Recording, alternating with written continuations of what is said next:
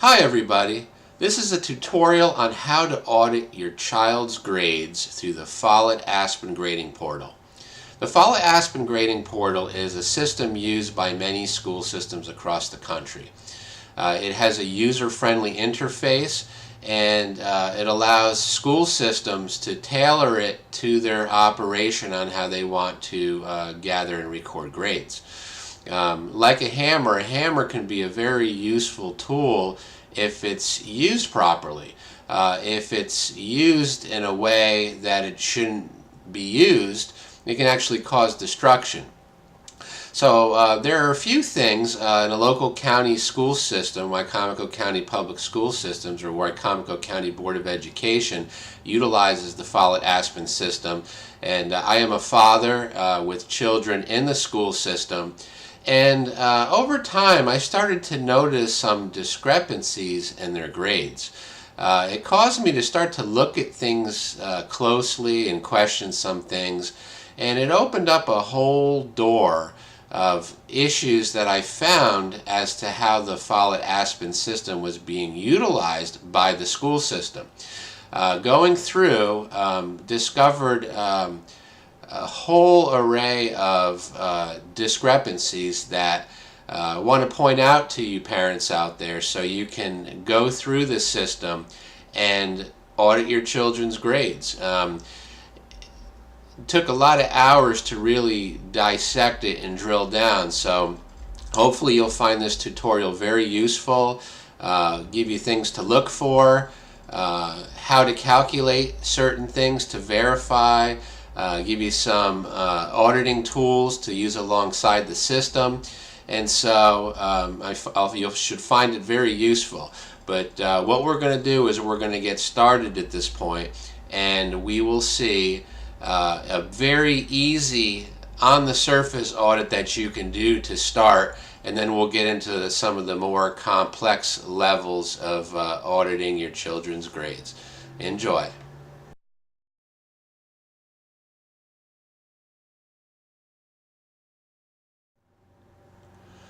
So we're going to get started here with the easy audit. I'm going to log into the Follett Aspen portal, and I am going to come to the main screen, and then I'm going to click on Academics. Academics will then show me all of the classes that my child is in. We're going to look at Spanish 1 here, and we'll see to the right we have term performance. This shows us the grades to date in each class. So for Spanish we have a 64.7. So what I'm going to do is I want to see more details of the class, so I'm going to click on the class, and what that will do is it will bring me to the next screen, which will show me the details of marking period 1 in this case, and it shows me the breakdown of the grade weight for homework and classwork, which is 50%, and for tests and quizzes it's the other 50%, which makes up the total grade. So for homework classwork we have a 72.5, and we have tests and quizzes, which is 60% in this case. So what I'm going to do is I'm going to take a calculator, and I'm going to simply plug in 72.5, and we're going to add the 60 to that, and we're going to divide it by 2, and that will give us a grade of 66.25. So now we're going to go back here, and we're going to look, and we see this is showing us 64.7. There's a discrepancy there. So I wanted to point that out to you so you can see. Let's look at the next class. The next class is Core ELA 8EX. If we click on Core ELA 8EX, it brings us to the page, and we see there's a 76.72 for homework and classwork, and for tests, PBTs, and major writing it's 85. So let's take our calculator.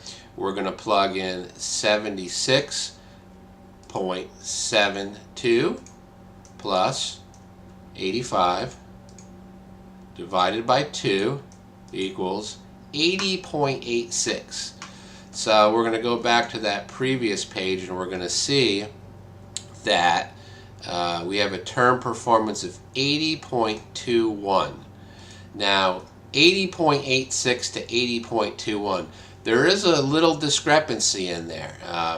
Someone might not find these things to be a big deal, but when your child is right on the edge of possibly receiving the next letter grade, these little discrepancies can make a huge difference. So I wanted you to be aware of this so you can see on the surface doing these quick little checks to see if there's even a problem.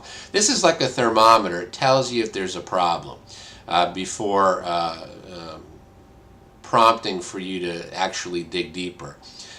So let's look at the next one, which we'll look at, let's see, I think we should look at integrated science. Okay, so integrated science, if we look at that, we have an 87.74. So let's go into integrated science, and we have an 85.48 and we have a 90 for tests and quizzes. So let's plug that into the calculator. We have 85.48 plus 90 divided by 2 equals 87.74. What do we have here? An 87.74. So that's spot on. That's what we want. That's an accurate grade recording there. So anyway, we verified that that's a good grade, but we did find with Spanish 1 and Core ELA that we have an issue. So I encourage you to go through all the grades with that simple method and see if you find any discrepancies.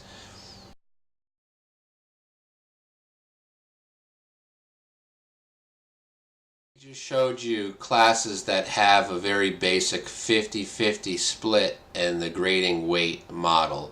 Some classes actually have a more complex grading weight, and we're going to look at one here. It's a little more difficult to do, but at least you'll be able to see what's going on. So if we look at this class here on the screen, we have it's AP World History. And you can see for assignments it accounts for 35% of the grade, participation 15% of the grade, reading 15% of the grade, and tests 35% of the grade. So we're going to look at marking period 2 here, for example. And let's look at, we're going to take our calculator and we're going to plug in. We're going to first start with 92. We're going to enter in 92. We're going to multiply it by 35%, 0.35 equals 32.2. Write that down. And so then we're going to go to the next one, which is 93 times 0.15. 1395. Write that number down. And then the next one for reading, we're going to look at, that's 15% right there, because it's 100. So, and we are going to look at, so you could write down 15, and then you can look at, let's see, 81.33 times 0.35, 28.46. So you can write that down. So if we go to let's see here, if we go to add them all up, everything that we just wrote down there, we should receive an 89.62. So if we take that 89.62 and compare it on the previous page,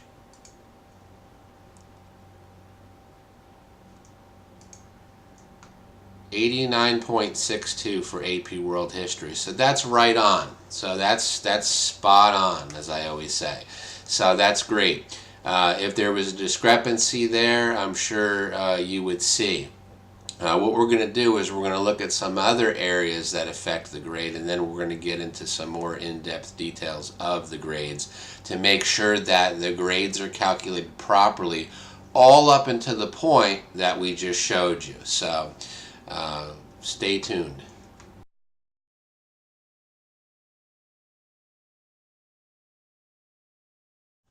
Okay, the next area you need to be aware of are how the grades are being recorded in the system. This one was a shocker to me, and that is that the grade calculations do not always support the letter grades in the system. So if we look here on the screen, we have, let's look at AP World History here. AP World History, we have an 89.62 and then next to it a letter grade of A. That is correct because the county school system looks at anything above that 0.5%, so 89.5 and above goes to the next letter grade. So basically it's rounding it. That's a nice thing to do. And we see it's an 89.62, so that's an A. That's good. So this A right here is system calculated. It adds up all the grades, or if that total term performance grade falls within the specified range, it systematically assigns that letter grade. Now, if we look at the next screen, now that was marking period 2 we were looking at. So if we look at marking period 2 here on this table, we have a B. And so we looked at that and said, how could that be? How could it be the B? So the previous page showed an A, but this page showed a B. So I said, oh, wait a minute, what's going on? I had to look at stuff in depth. And it turns out that these letter grades here are not system calculated. In fact, in inquiring about why the numerical values didn't support these letter grades, it turns out that these letter grades are a text field that allows the teacher to type in any value they want. And so, so we started looking at this. We found a handful of cases that had this scenario tied to them. So from a student standpoint, which grade is sticking? Is it a letter grade of A or is it a letter grade of B? So it turns out the school system corrected the issue, and it turns out that it was a teacher override issue, and they overrode the letter grade and made it a B when it was an A. And that was corrected, but from a student or a parent standpoint, they shouldn't be tinkered with that way. The system should calculate based off of the numerical values the letter grade that falls within the range, period. Now, if a student has, say, an 89.2 and the teacher says, hey, you know, I want to give that student an A. They showed up to class. They were very, very nice and kind in class. I want to give that student an A. Have no problem with that.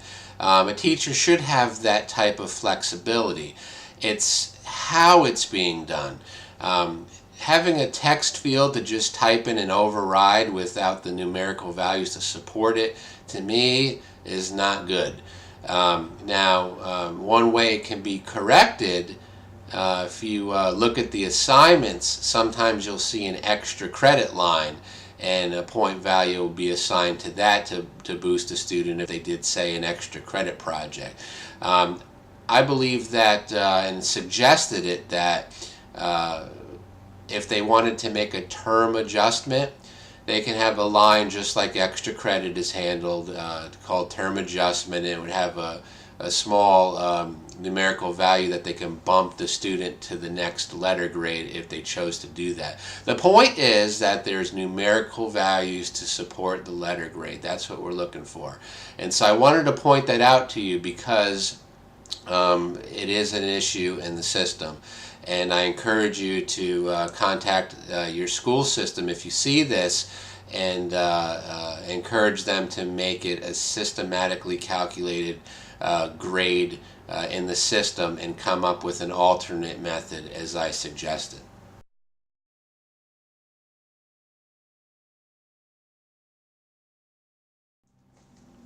The next area we're going to look at is an area that's a little different than what we've been looking at, and that is to inspect records to make sure that the student receives the grade for the work they've completed. Now, if you look on the screen here, you'll see some a status that says ungraded. Now, the system uses a few statuses to show how work has been completed. Sometimes it'll be ungraded, sometimes it'll be a 0, sometimes it will be if it was missed. There's a few different statuses in the system that will kind of indicate or give you an idea of what's going on. Now, in this case, we have marking period 2, which we see here. This marking period is closed, by the way, and you can see all of these assignments that have a status of ungraded. Now, I reached out to the school system on this. Ungraded material does not count in the overall grade. They exclude it if the term closes, but my argument as a parent is if my child did that assignment, he actually did the assignment, went through the trouble of doing the work, handed it in, and the teacher just never graded it, never counted it. So as a parent, I look at that and I said, well, number one, why did my child have to do that to begin with if you weren't going to grade it? And secondly, would my child's grade have been different if it was graded?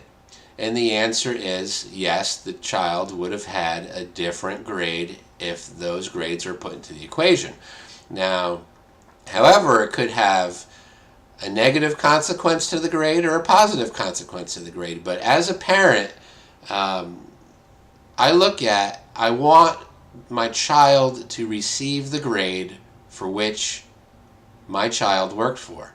And so if it wasn't counted in the mix, it's possible my child may have had like an 88 in the class.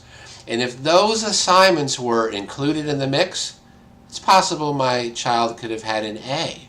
So you can see these ungraded issues as the term closes, those ungraded assignments being left out of the equation can really cause some issues. So I want you to be aware of that. All right, the next area that we're going to look at that can also affect the overall grade are this screen here. You'll see a series of zeros.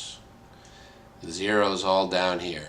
And this is an issue that has been looked at very closely.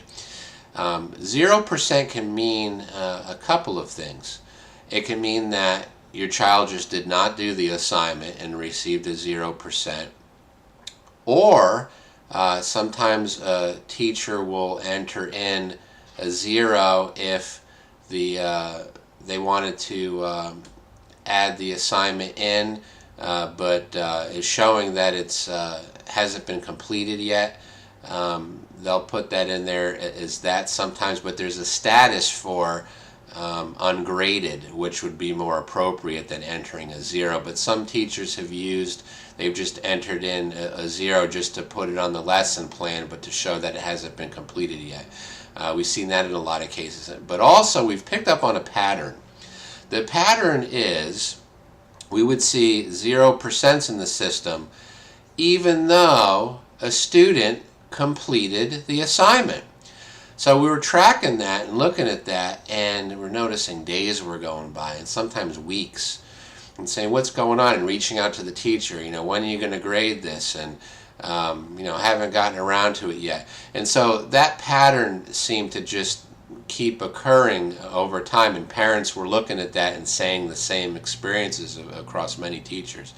And so what we were doing what we found was that teachers were entering, or I should say faculty, because it's not always teachers, faculty were entering a 0, putting in the record and putting a 0 in there to circumvent the grading policy. Now, the Wicomico County Public Schools system, or Wicomico County Board of Education, has a 10-day policy that 10 school days after completion that the grade needs to be in the system for that student. And so what we found in a lot of cases where the zero would be populated when faculty saw that they might not have the grade in until after that 10-day window.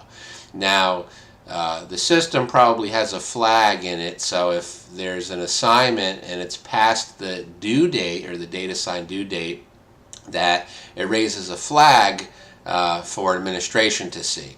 Now, that flag can be suppressed if a value is entered.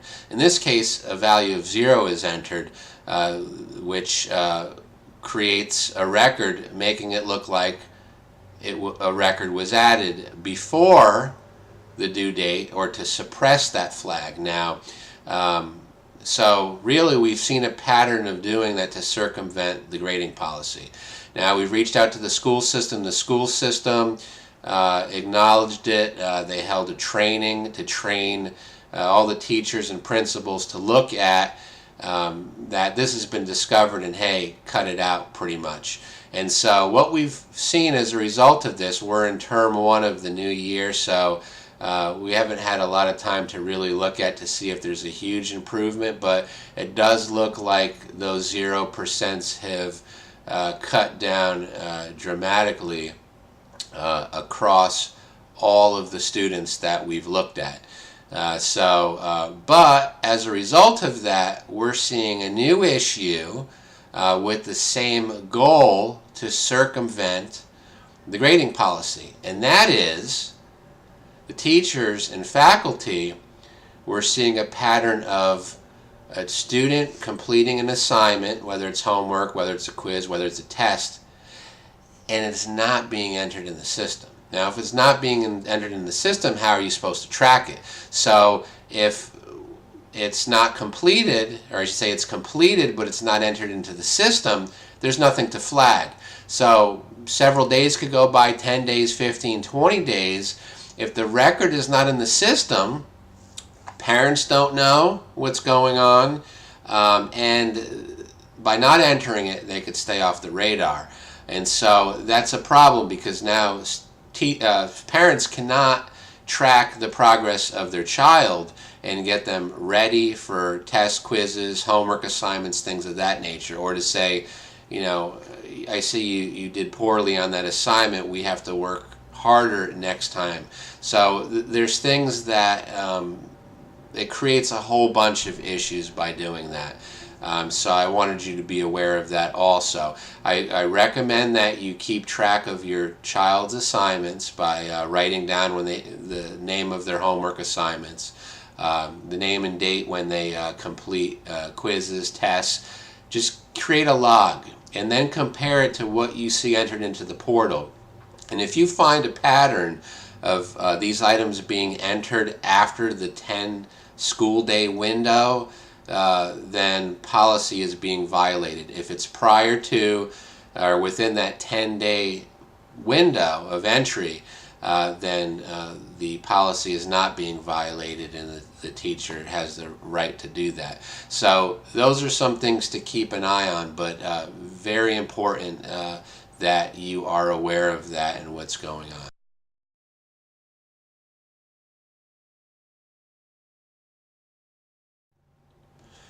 The next area, we're going to talk about midterm and final exams. Midterm and final exams are not visible in the system. They're added behind the scenes. So when your child takes a midterm or final exam, a grade may be posted in one area, but we cannot see it into the calculation of things. It's behind the scenes. So we'll say a midterm or a final exam is worth 20% of the overall grade. It will be added into the main grade on the main page of the portal, but we don't have a reference to go back to see how and where that point value adds in. Unlike when you go to the assignments page and you see all the assignments and the tests and the quizzes and their respected score there, we can see how that's added in there, but not with midterms and finals. So I reached out to the school system on that. They said they were going to look into integrating that where it's visible to parents, so we can calculate that. So we'll see what happens. We'll just trust that they're going to do that and keep an eye out for that. But just wanted you to be aware of that, because having that hidden behind the scenes without an audit trail leaves room for grade manipulation behind the scenes, and we want to see everything.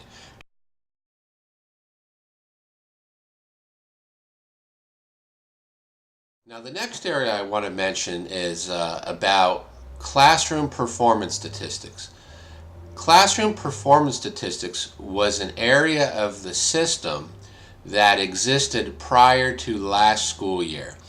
And what the performance classroom statistics revealed were the performance of the class overall. So if there were a test or something was going on, we could see how the class performed as a whole. Very handy tool. With that, we can tell if there's an issue with our child. Maybe the rest of the class is performing up there, and our child is below everyone else in the class. It tells us there's an issue going on with our child. Maybe our child is doing the best in the class, and everyone else is underperforming. That tells us something is going on in the class as well. Also, there can be some sort of environmental change where something is introduced into the class that's foreign, that can affect the class. What had happened was there was a time where a student intern teacher came into the classroom, and the teacher went out of the classroom for periods of time, leaving the class in the hands of the student intern. Now, during that time frame, I have no problem with teachers in training learning, but being left in the classroom unattended can be a problem sometimes, especially when it affects the entire class. So we had a classroom of A and B students that tanked to F and D. And looking at the classroom statistics, we were able to see that pattern. Something had to change in the classroom. So since calling that out on the school system and holding them to that change in that classroom, they've since removed the statistics because it looks like they don't want to be questioned, and they want to hide those details so that and using the excuse that we as parents are not to assess the teachers. And by no means is that tool really utilized to assess the teacher. It's to see what's going on and to correct whatever is going on. And the problem may be our child in the class. So that excuse doesn't jive. Looking at the mission statement on the school system's website, it's all about transparency and partnership with parents. So when I see something like this obstructed, it makes me very upset, because this is crucial information for us as parents to monitor our children and their performance, as well as a crucial information for teachers, administrators, and everyone wins with this information. So to hide it and make it only available to administration is a disservice to everybody. So we ask that, and want to make you aware of that, and we want to ask our school system to please bring that back if they are truly transparent.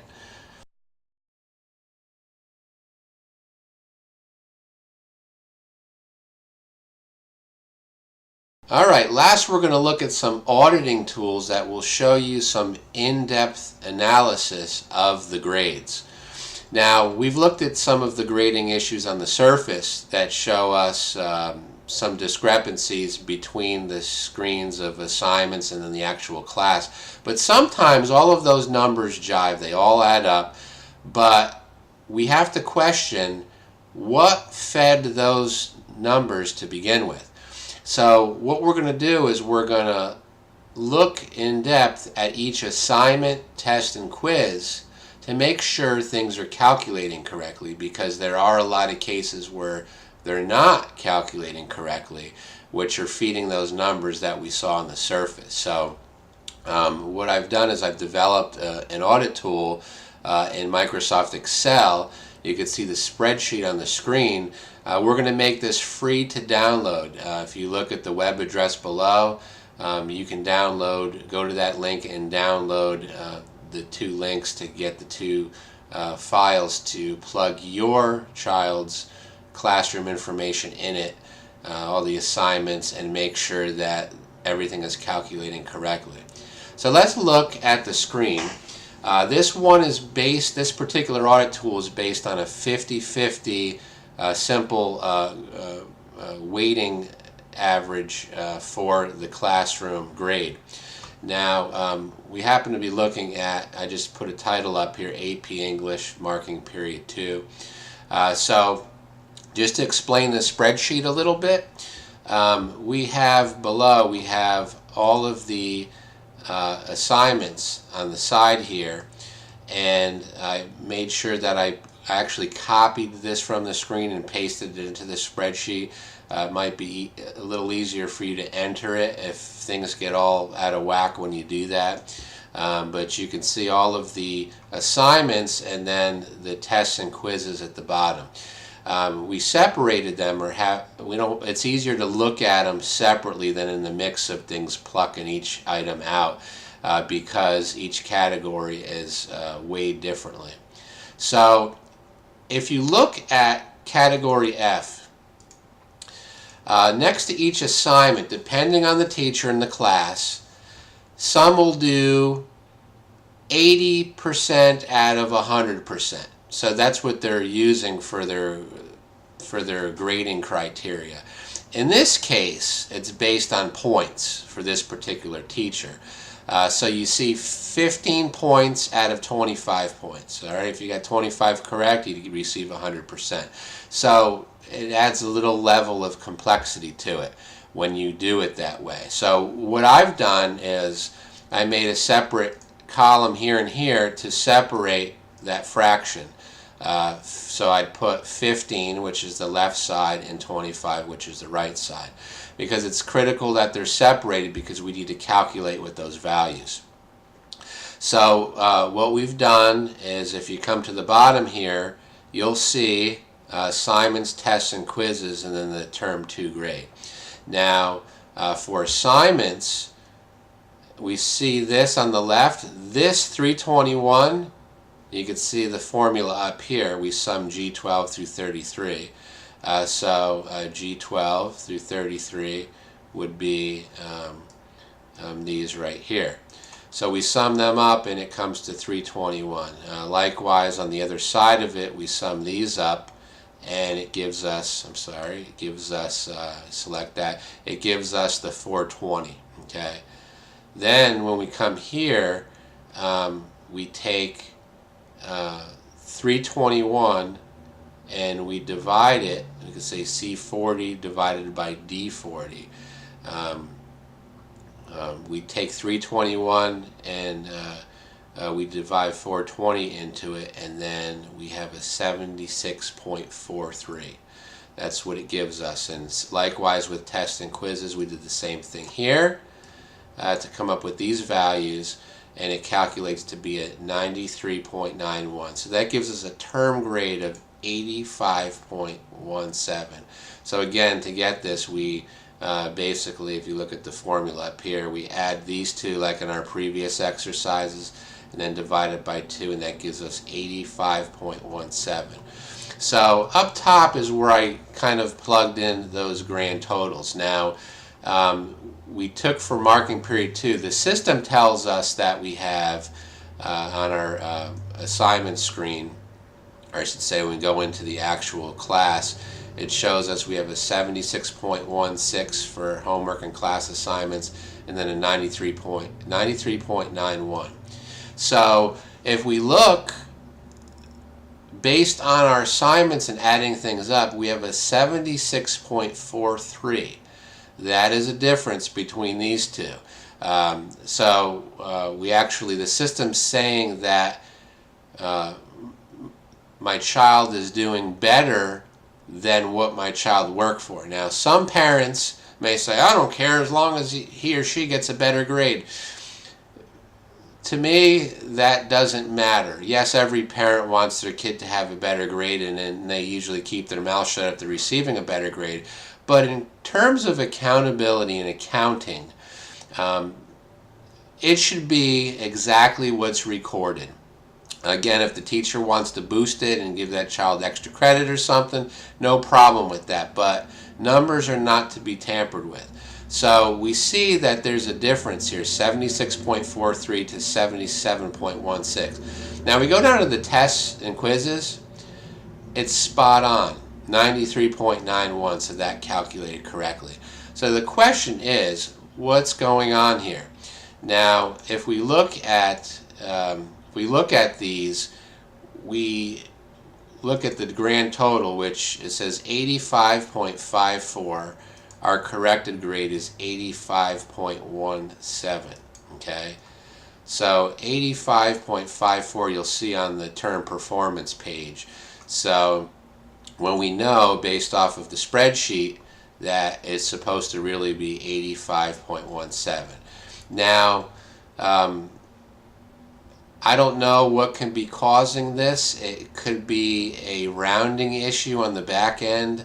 We're working with 2 decimal places, and there may be an extension of those decimals doing some sort of rounding or something. I don't know, but that fails to explain why tests and quizzes are right on. I looked at this in depth and did not see anything in my calculations that would affect this.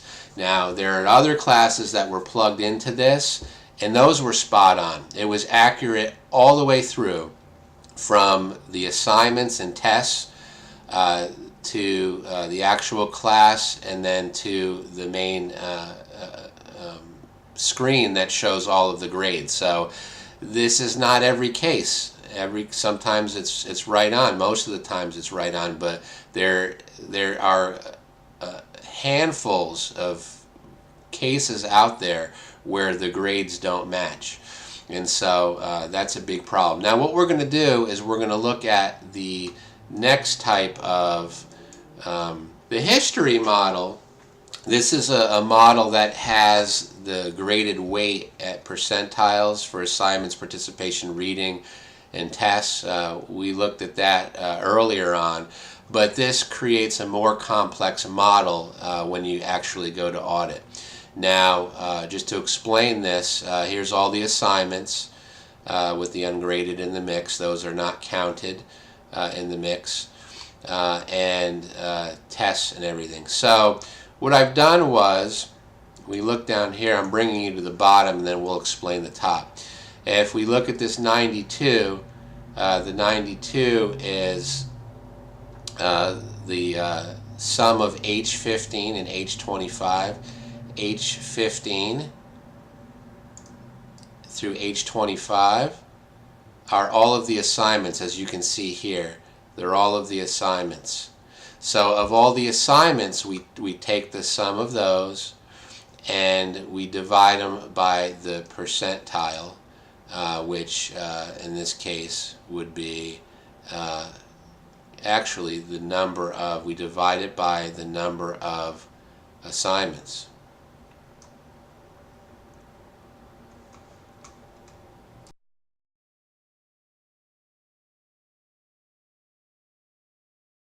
Under each assignment, we have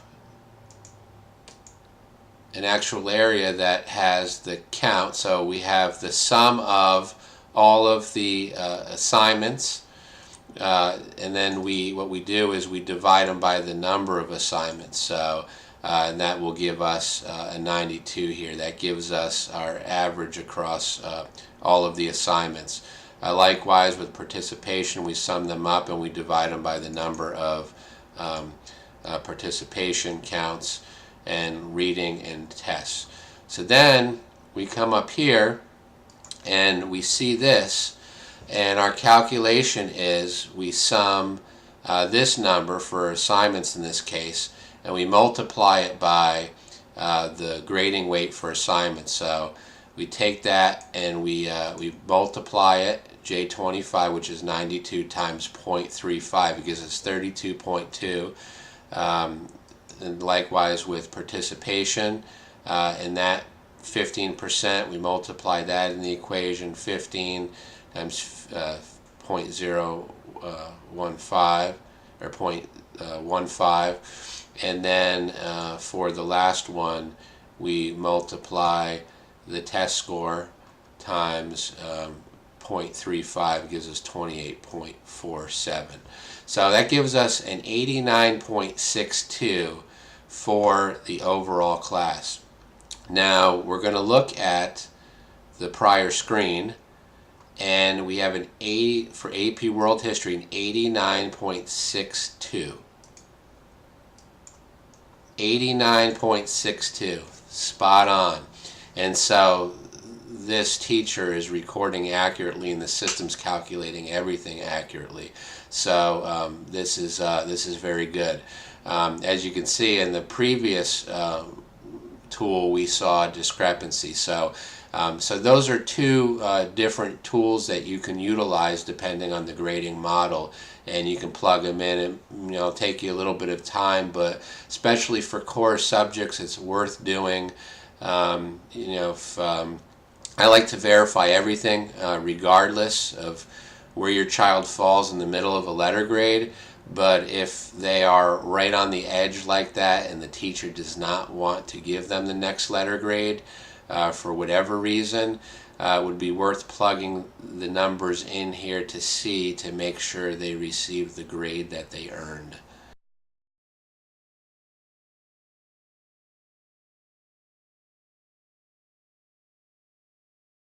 Now, by no means is this tutorial meant to bash teachers. I want to make clear that teachers are our most precious asset in the teaching world. As our kids grow and as we grew, we were all taught by teachers. We need them. We love them. And so what this is about is the accuracy of recording numbers, which really is a reflection of the school system, not any teacher out there. And so I encourage all school systems to equip the teachers with a really good tool to record properly, because their sole purpose is to teach a class and not be tied up with all the details that a system is meant to do, and that is calculate the grades in the end. So I just wanted to make that clear. But hope you enjoyed this tutorial. Hopefully you have a better understanding of what happens in the grading portal, some things to look for, and also have a couple of free templates. I wouldn't call them necessarily tools, but they're spreadsheet templates that you can modify. You will need to tweak them to the class that your child is in and plug in some numbers. The idea is that you have a starting point which will help guide you in auditing the grades. And I encourage you parents who think that there's not enough time to do this to invest in your children and monitor to see what's going on. Because we have just a short time where we're parents, and we want to make the best of parenting and the best of their education, to send them off in the world and off to college to be equipped and to be the best that they can be, and hopefully replicate that with their children.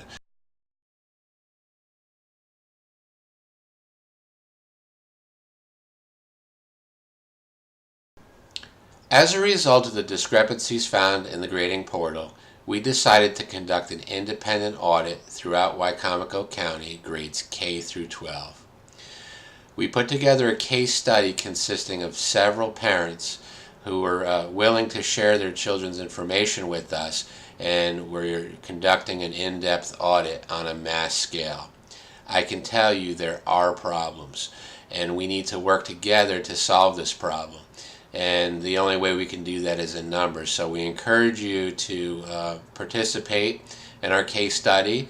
And if you have any questions about what you've learned in this tutorial, or about any of the audit templates, or you want a second set of eyes to look at your children's grades, You could certainly email us at the address at the end of this tutorial.